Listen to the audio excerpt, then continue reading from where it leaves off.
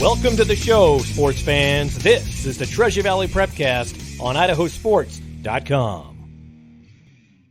That's right. Welcome in another edition of the Treasure Valley Prepcast on IdahoSports.com, breaking down District 3 activities week in, week out. Brandon Baney, as always, joined by our Treasure Valley expert, Logan Green. LG, what's going on? Hey, not much. I feel like I finally have my voice back, though. I feel like it took a while. Maybe it just took, broadcasting an entire state tournament to get it to come back, naturally. Yes, because you've done color before, but when you're doing the play-by-play, and you did the play-by-play for the 1A D1 girls tournament last week, you're talking a little more when you're doing the play-by-play for sure. Yeah, and it was, that's really the story, right? This week is everything that happened at the girls tournament, and it was fun. I had a great time. There was some crazy upsets at the 1A Division 1 tournament those are always fun. I'm sorry, I am team underdog. That's just me. That, it's probably where I grew up, is that I always had these Dukes and UNCs winning, and I'm like, I don't like you guys. I want somebody else in there. And so it's always fun to see that at a state tournament, especially. And one thing that I love to see at a state tournament is teams win for the first time, which happened a lot this weekend for the girls. Yes, and I think that's where we start. To me, the biggest story out of the Treasure Valley from the weekend was at the 1A D2 level, where the Council Lumberjacks win their first championship in school history. They entered state, and this was kind of a subplot across every tournament, was the seedings, according to Max Preps. We'll talk about it a lot at the 5A level, especially, but at the 1A D2, Council comes in as the number 3 seed, the number 6 seed, and in succession, they knock out number 3 Kendrick, number 2 Rockland, and then number 5 Dietrich in the championship game. Congratulations to Coach Paula Tucker and Council. What a win. Yeah, I said this before, and this wasn't, quote, my tournament, so, I wasn't on a preview or anything, but they were a team that, we had been following all year long, but I thought could win the whole thing, and I thought was grossly underseeded as a 6. Really, if you look at who they played, who their losses were to this year, they lost to Grangeville, who, won some games at the 2A tournament. They lost to Lapway, who is Lapway. They lost to McCall Donnelly, a 3A team, and to Nissa, who's a great team from Oregon. Those were their losses. Tell me where there was a reason that team should have been 6. Maybe it was the quote conference strength of schedule. Max Preps didn't like it for whatever reason. But you know what? They didn't let that bother them. They just said, all right, we'll beat everybody in front of us. I think you could have looked at their, the bracket and said, you got to be kidding me. Potentially, we're going to play Rockland in the semifinals. That was the state championship matchup a year ago, and you could have been angry about that and said, well, why do we have to play them in the second round? All we did was beat everybody in front of us except for these teams that were above us, right? Nobody was on their level, right? Those were all teams higher in classification. Excuse me. So what have we done to deserve this? And I thought nothing. They'd done nothing to deserve a 6, except for a computer telling them that they were worse than 5 other teams. And they showed us that they were not. And it was really fun to see. They were dominant in that state championship game. Dietrich had a hard time going inside. No one was as tall as Council, and no one could go inside on them. And, eventually, you know what? You can have great shooters on the outside, which Dietrich does. Haley Estelle did great from the outside, but eventually you cannot live solely from that, from one thing. You got to be able to do a mix of both. And Council was the team that could do that the best, more than any other. And so they come away with it. It was fun to see, just pure elation from the Council side. And it was fun to see them get that state championship. Yeah, it was, and it wasn't surprising. The games were dominant. Council blew out Kendrick 56-41. That's a 15-point win. They beat Rockland 42-24. They doubled up Rockland basically. Yeah. And then in the championship, winning by 10. congratulations to the MVP of the 1A D2 tournament as selected by our IdahoSports.com broadcasters, Rihanna Iverson, the great point guard for Council, and then Michaela Hart, the 6'1 junior, was the defensive MVP of the tournament. Yeah. Logan, she had 7 blocks in the championship game alone. I mean, I was there. Dietrich tried to go inside, and they just could not. They did not have the size that Council did, and she just stood in there and said, "No, thanks. You go outside and try to get your points." And they did, but not enough. And it was just very fun to see them come away with the championship. Yeah, congratulations to Council for sure. And if you want to see all of our all-tournament teams, we'll kind of mention them in passing as we go through here, but you can see all of the all-tournament teams right smack dab top of the homepage at IdahoSports.com. All right, next biggest story to me was at the 2A level where the Melba Mustangs became the only team in the state of Idaho this year to go undefeated throughout the course of the entire season. They had a pretty interesting, setup here where 2 easy first round games or 2 easy opening games. Declo, they beat them 58-31. They play West Side in the semis. They win that one 53-31. And then we kind of talked about this on the Twitter spaces that we did Friday night, Logan, where I talked about, okay, on paper, Melba looks like the team to beat, but they haven't really played Soda Springs. Soda's kind of done their own thing over here in East Idaho, and who knows who can say that Soda Springs isn't as good as Melba? And I think the championship game proved that out. Melba won a tight one, 55-46, and basically won it because they shot a lot of free throws, especially in that fourth quarter. Yeah, and I mean, that's how you win a championship, right? You shoot free throws in the fourth quarter. In the game I did, Raft River, they lived at the they scored from the free throw line. They made their shots, and that's what teams that win championships, right? If you make your free throws, you're going to win championships in that situation. And Melba, just a completely dominant team all year long. They were, I think, them and Lapway, ironically, were the 2 teams coming in that I think everybody on paper was like, I think these 2 teams are going to win a championship. One of them did not, and one of them did. And, tough game against Soda Springs, who is a perennial power at 2A girls basketball.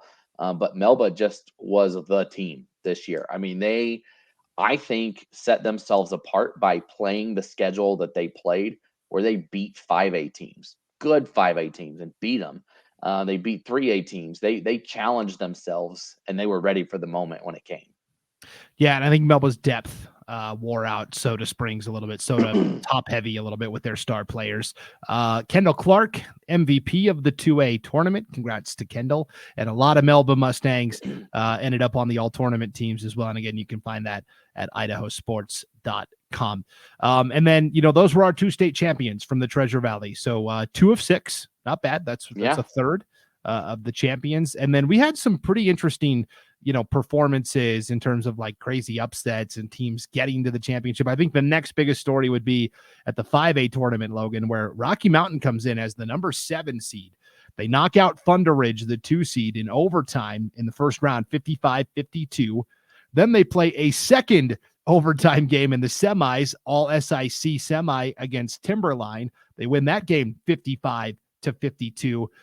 Then they get to the championship and they run into the Coeur d'Alene Buzzsaw, and it was apparent, within the first 5 minutes of the Grizzlies just didn't have enough in the tank to take on Coeur d'Alene. So a great run for Coach Humphreys in the Grizz. Yeah, and here's the thing with the 5A tournament, and we said this on the Twitter Spaces, but when it shakes out, it looks like there was a step at the very top, a pedestal, whatever you want to say, that was Coeur d'Alene and Boise, right?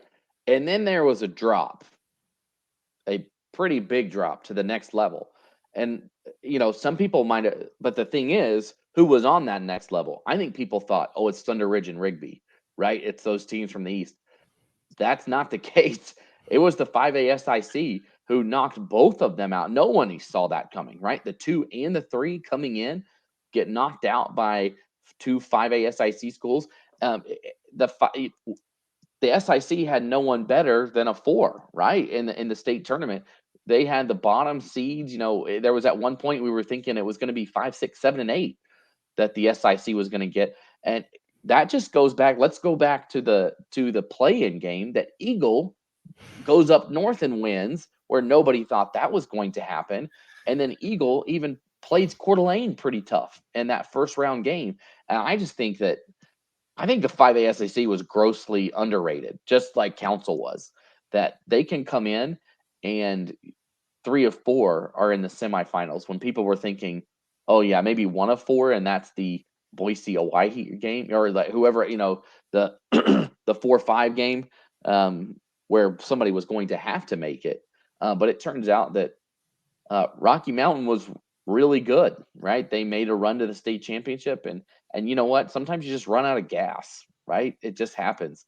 They played were both of those games overtime. Yes. And so they had played a lot of basketball and just ran into a very good Coeur d'Alene team who was coming off a huge win against Boise.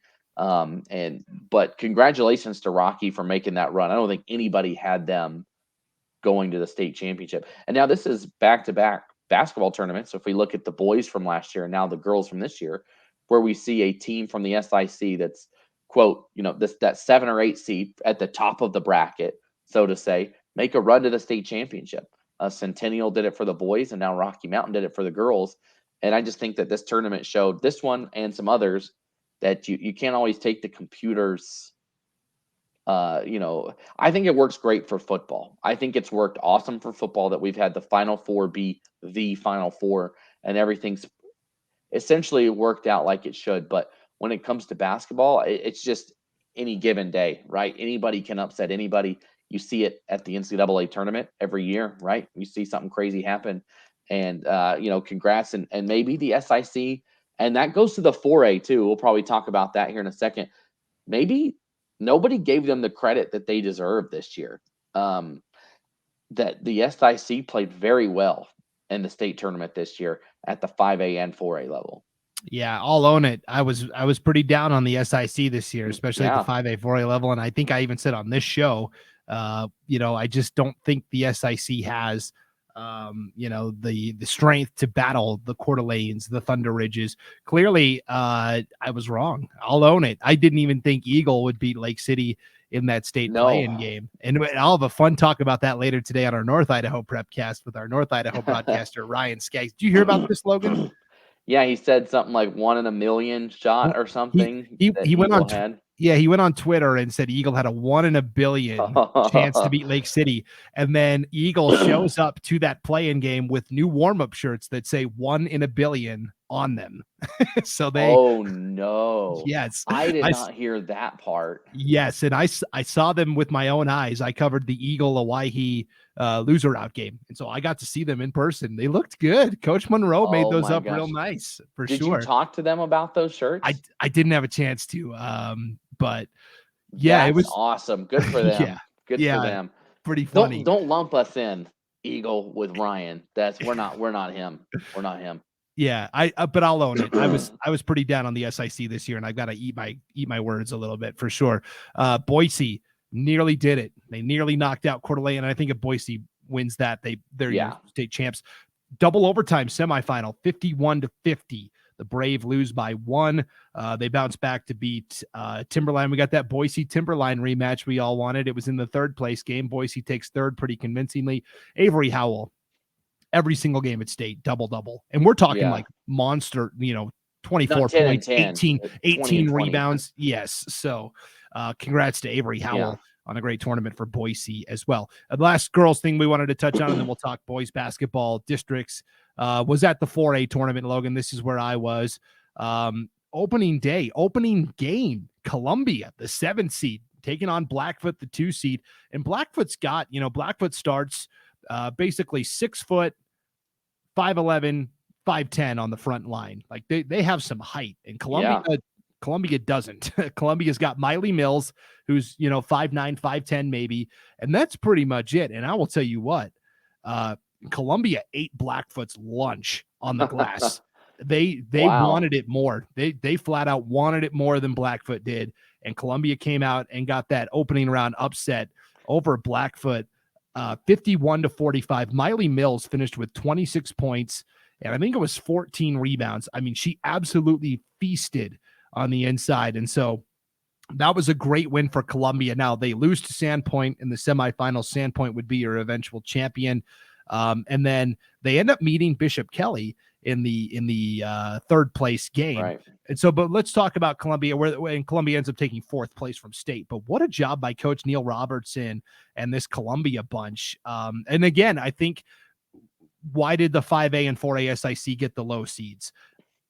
Unfortunately, I think it's because the bottom of the league drug everybody down. And in the 5A SIC especially, if it continues to be a 13, 14, maybe even 15 team league moving forward, that's going to continue to happen because the teams at the bottom just aren't good enough, and it's going to drag unless everybody goes 5-7 against each other. The numbers are going to drag down those teams at the top, unfortunately. Because up north you got 3 in their conference. On the east you've got 4. It depends. Sometimes an Idaho Falls will come up and then they'll go back down, whatever it may be. But it's almost getting too saturated, right? Yes. There's just so many teams,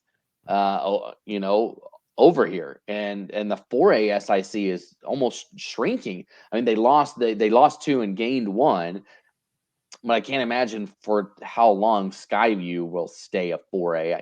Like when there's as many people moving to the area, it's only a matter of time probably before they go back up.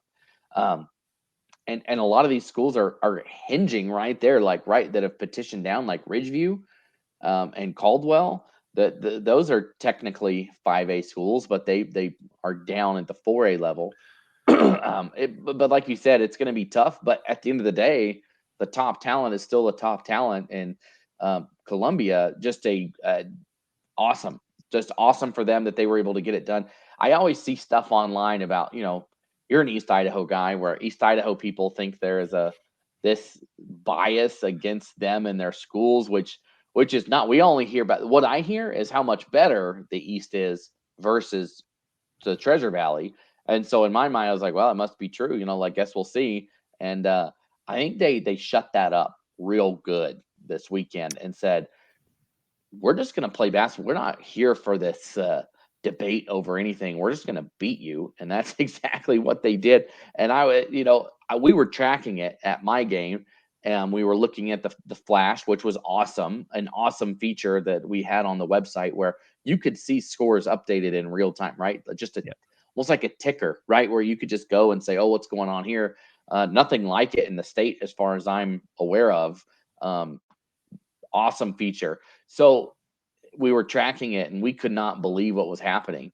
But it sounds like it really wasn't shocking on the court that Columbia was just better, from what I am understanding, Brandon. Yeah, that's exactly what it was. They wanted it more than Blackfoot. Currently the new enrollment numbers came out, and if they were to take effect, you're looking at Ridgeview and Caldwell both above the limit. Yeah. They would have to move up to the 5A SIC. You're talking about then 15 teams. I was talking to Lucas Gebhardt, one of our Boise broadcasters, and he said basically, like, why don't they just split it? West Ada is now a district, Meridian, Rocky Mountain, Eagle, Owyhee, all of them. And then Boise and then take Canyon County and the Boise schools, right? Yeah. Yeah. And that's a district, because otherwise it's just going to, it's too saturated. I completely agree with your point there. So. And I just don't know what's going to happen to the 4A, right? I don't see Caldwell moving up. Their athletics are really struggling outside of soccer. Really, and Ridgeview, kind of the same thing for the Warhawks, right? And it's not a diss on anybody. It's just the way it is. And I think moving up to the 4A or the 5A would, people have their own opinions about that. Well, this team needs I think Emmett is the one. You hear them saying, well, we're barely a 4A school, and we're playing against teams that are technically high level 5A schools. Like, yeah, but you're beating them.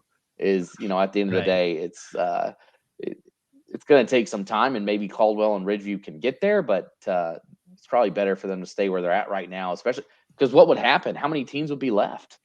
Like, there's 7 currently. 5, so if you lose 2, you'd have 5. I really think Mountain Home would have to rejoin. District 3. And because this is another subplot, if these numbers hold, Twin Falls and Canyon Ridge are both projected to move up to 5A, as is Pocatello. And so then I think District 4 kind of dissolves. I think you send Mountain Home to District 3, Minico, Jerome, team up with Century, Preston kind of makes a 4-5 mishmash. Wood River, just go to 3A and go away. No, I'm just kidding. But they are kind of the one team that's way out there. Right.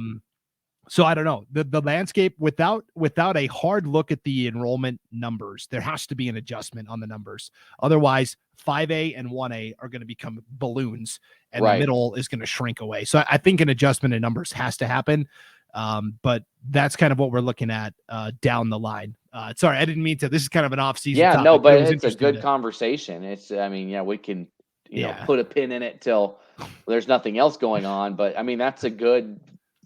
What do you do? And this is not expand the tournament type talk. This is legitimate. Like this will happen, and you see it. I think what is it, 3A or the 2A football tournament where like half the teams make it in or something like that.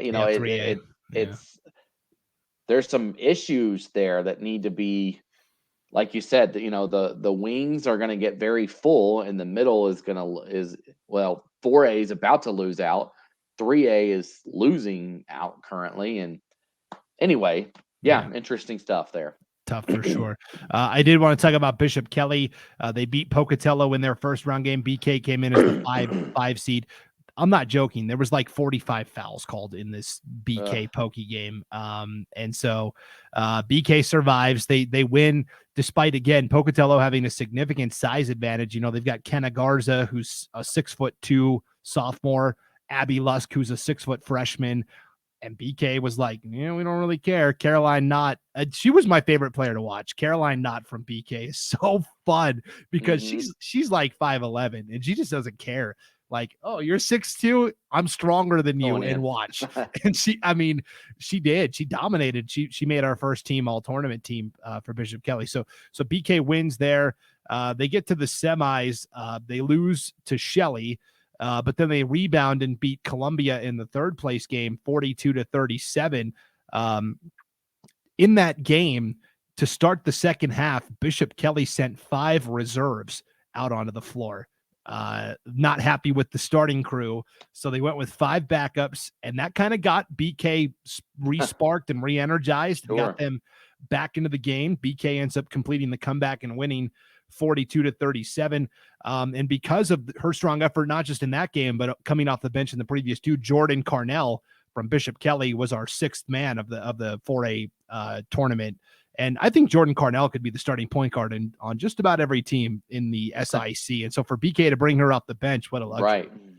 Yeah. So congrats to BK and Columbia, both representing District 3 really well there at State.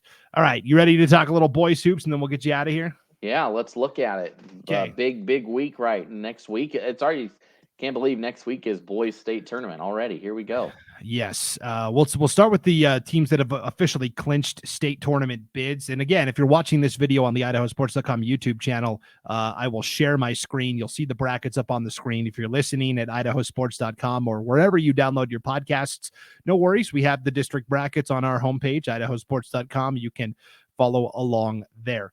The earliest teams to clinch was at the 2A WIC tournament, where Melba and Coal Valley Christian, the top 2 seeds, advanced to the championship game last week. Pretty tight championship game last night. Melba wins 56-52. It's a meaningless game. I mean, because the Max Preps rankings lock you in based on your regular season rankings. District has no effect, especially in a league where you've got 2.5 bids. But congrats to Melba. They are the district champs. Coal Valley Christian, the 2 seed. They're also advancing to state. And then on the back end, New Plymouth defeats Ambrose last night in a really tight game, 57-53, to set up now a play-in game against the second place team from up north. That could be Orofino, could be Kellogg, could be St. Mary's. Give me the Grims, whoever they play. I think this is the best conference in 2A. And I think if they don't play each other, I think you could see all 3 teams potentially in the semifinals. Wow. Okay. I like it. Yeah, early prediction. I would lean St. Mary's over New Plymouth if that were the matchup, but I think St. Mary's is going to win their district, so I don't think New Plymouth has to worry about that. But yes, Coach Lavender, he always seems to get New Plymouth to state, and it's like clockwork every year, New Plymouth. Yeah. So yeah, keep an eye on the Grims. Okay, the next district that has bids that have already been clinched is at the 3A level, where last Saturday we had a couple of tight semifinals. Homedale beat Payette 37-30. That's Homedale's type of game. They want to keep it low scoring. And then Fruitland, the 3 seed, went to McCall, knocked off McCall Donnelly 59-51. That sets up the district championship game Thursday night. Homedale will play Fruitland. No matter what happens, both teams are advancing to state. That was a big win for the Grizz. And then on the backside, you've got Weiser knocking out Payette last night. How about that? The 6th seed. Yeah. So now you've got Weiser and McCall Donnelly playing also Thursday night. The winner of that will advance to a state play-in game, and they will play the winner of Marsh Valley and Teton. No matter what, that is going to be a tough matchup for whoever gets out of there. I'm not saying it's impossible, but it would be a tall order for that third team from District 3 to get to state. Yeah, and you know, I would imagine McCall Donnelly probably is able to, you know, potentially take care of business against Weiser and get there. And if anybody could pose a threat, it would be the Vandals, right? They've made a couple of runs to the state championship over the last 5 years when no one expected them to do so after they moved from 2 to 3A. And so we'll see, but those two teams over in Eastern Idaho are really good. Yeah. So we'll see, but congrats to Homedale and Fruitland for both advancing. Great wins there. Okay. The next biggest story to me, Logan, happened last week. And I actually wrote an article about it for our bracketology on IdahoSports.com and talked to Coach Josh Hurley about this. But at the 1A D2 Long Pin Conference last Wednesday, you had Cascade, the 4 seed, knock out Council, the 1 seed, 57-51. Garden Valley survived a tight game with Horseshoe Bend in the other semi, 57-50. So now, Thursday night, it is Garden Valley against Cascade. The winner of that game will advance to state. The loser of that game will have to battle whoever comes through the backside. It's going to be Council and Horseshoe Bend playing Thursday night as well. What a great win for the Ramblers. We talked about all year. The potential was there. We hadn't really seen it fully realized, and it finally all came together. And you know what? Whoever loses that game, if I'm Council, I'm not too, you know, a lot of people say, oh, they lost there, but they'll get back through the other side. But I'm not, you know, Cascade already beat them recently, and Garden Valley had them on the ropes the last time they played. I mean, these three are really good. I think these 3 teams pose a threat. When Garden Valley played Cascade a couple weeks ago, the game we went up and broadcasted, Garden Valley was up by 30 in the first half. But then Cascade chipped away and got it down into single digits. I mean, it was outside of the one run. I thought Cascade played a better basketball game. I mean, they lost, so you can't say that, right? They did not play a better basketball game because they lost. But in the second half, they seemed to be the better team. They put on the pressure on Garden Valley. It would not surprise me to see Cascade win that game on Thursday. Yeah, so when I talked to Coach Hurley about Cascade and that win, you know, he singled out some guys. Samuel Huckabee, 16 points, 8 of 10 shooting from the floor. He shot 80% from the floor in that win over Council. And Coach Hurley basically said, you know, we've overcome a lot of adversity this year. We've had sickness. We've had injuries in close games where like key players, you know, get injured and have to leave the game and they don't have them. Their starting point guard was out for 5 weeks with a broken elbow. And so they're coming back together, and they basically have 2 maxims, two phrases that they consistently say at Cascade. Stay undefeated, which means basically, you know, failure is only final when you quit.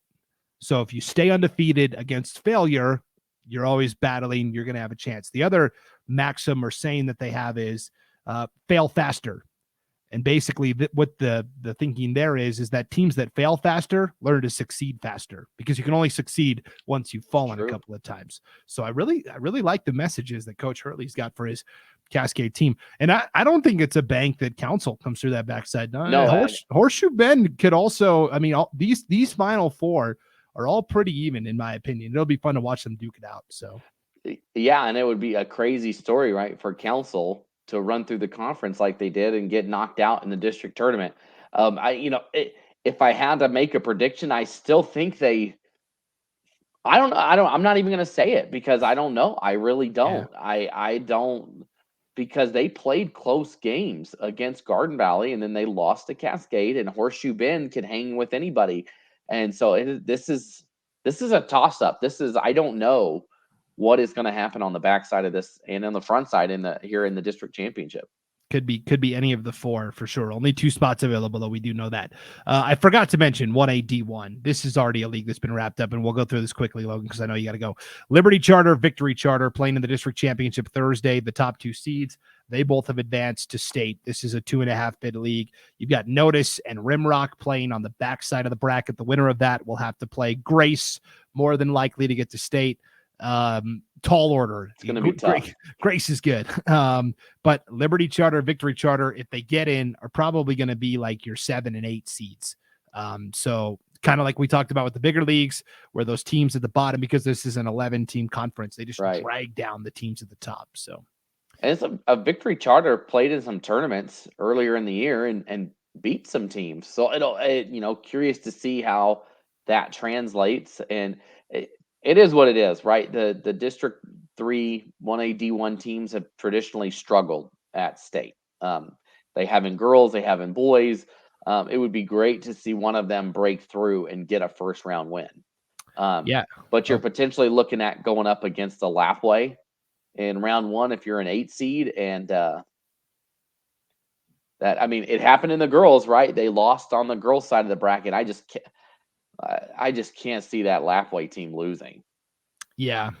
They played once this year. It was before Christmas. Liberty Charter won that game 47-36. They beat Victory Charter. Victory, to me, still has the best overall player in Noah Palomares. So we'll see what unfolds there. Okay, let's check in on the SIC 4A. It's the top 2 teams. Bishop Kelly and Skyview play for the championship Thursday night at ICCU Arena right there in downtown Boise. And then on the backside, you've got tonight Emmett and Ridgeview in a loser out game, Columbia and Valley View in a loser out game. I think Columbia has the most potential coming out of this backside of the bracket, but to me, this is BK and Skyview, I think, advanced to state. Yeah, and that's how it was with the girls too, right? We all thought it was going to be BK Columbia, and that's what it was. And I think we're going to have BK Skyview here. Yep. And then it's been pretty much chalk at the 5A tournament, at least on the winner's side of the bracket. Mountain View and Owyhee, the top 2 seeds, will meet also Thursday night at ICCU Arena. 2 pretty lopsided semifinals, if I'm being honest, which checks out. And now you've got Timberline taking on Centennial on Wednesday night. That's tonight as we're recording this. Winner of that clinches a spot at state. Loser advances to a play-in game. And then you've got, to me, a really interesting matchup here. Eagle and Meridian in the other basically consolation bracket game. Same deal. Winner goes to state. Loser has to fight through a play-in game.